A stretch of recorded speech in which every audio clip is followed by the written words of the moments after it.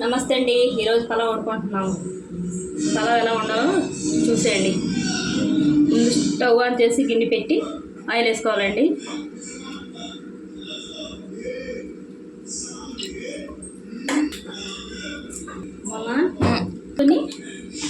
నెయ్యి వేసుకోవాలండి. కొద్దిగా టేస్టీగా ఉంటుంది నెయ్యి వేసుకుంటే పలావ్.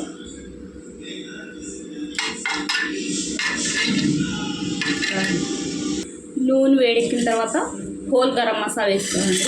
మసాలా కొద్దిగా వేపుకోవాలండి.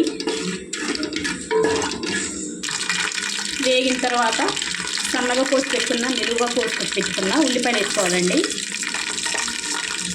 ఉల్లిపాయలు బాగా వేగనివ్వాలండి. కలుపుకోవాలండి. కలిపి బాగా వేగనివ్వాలి. మూత పెట్టుకోవాలి. కలిసిన తర్వాత వేగిన తర్వాత చూద్దామండి. ఉల్లిపాయలు ఎంతవరకు వేగినాయో గోల్డెన్ బ్రౌన్ వేగినాయండి.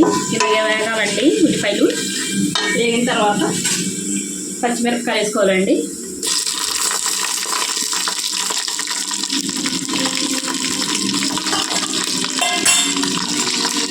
అల్లం వెల్లుల్లి పేస్ట్ వేసుకోవాలండి.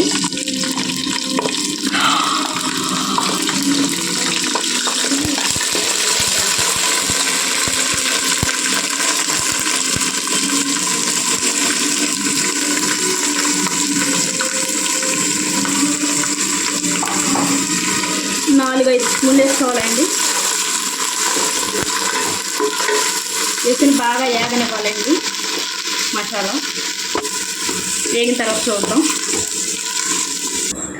వేగిందో లేదో చూద్దామండి. మసాలా వేగిపోయిందండి. ఇప్పుడు ఇందులో పుదీనా కొత్తిమీర వేసుకోవాలండి. పుదీనా కొత్తిమీర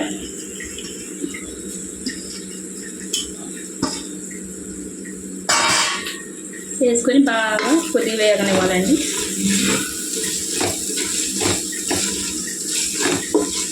వేగిన తర్వాత వాటర్ వేసుకోవాలండి.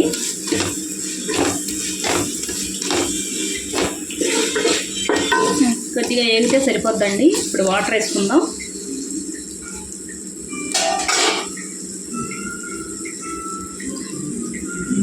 కేజీకి కేజీన్నర వాటర్ వేసుకోవాలండి. నేను జగ్గుతూ వేసుకుంటున్నా. కొలత ఉంది. తర్వాత ఉప్పు వేసుకోవాలండి. తగినంత ఉప్పు వేసుకోవాలి.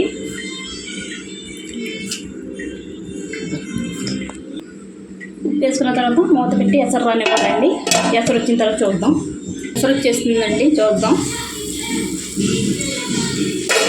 బియ్యం వేసుకుందామండి.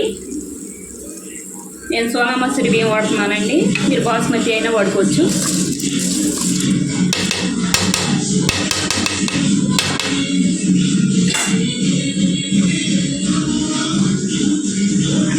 కలిపేసి మూత పెట్టేద్దామండి.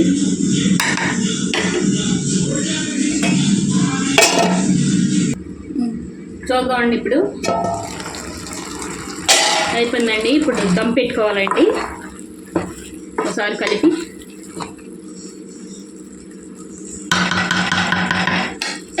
కింద ప్లేట్ పెట్టుకొని పెట్టాలండి. నేను దీనికి యూజ్ చేస్తానండి. ప్లేటు దమ్కి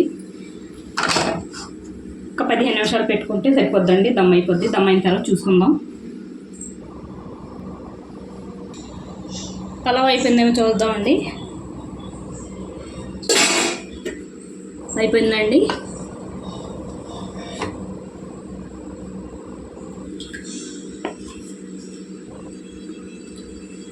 పిడిపడిలాడుతూ వచ్చిందండి బాగాని.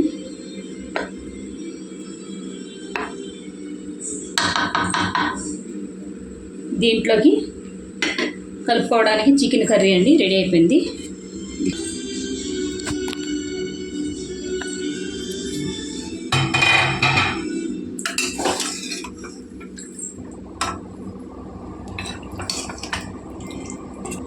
ఎంతో టేస్టీగా ఉండే చికెన్ కర్రీ అండి. ఇంతేనండి. వీడియో నచ్చితే లైక్, షేర్, సబ్స్క్రైబ్ చేసుకోండి.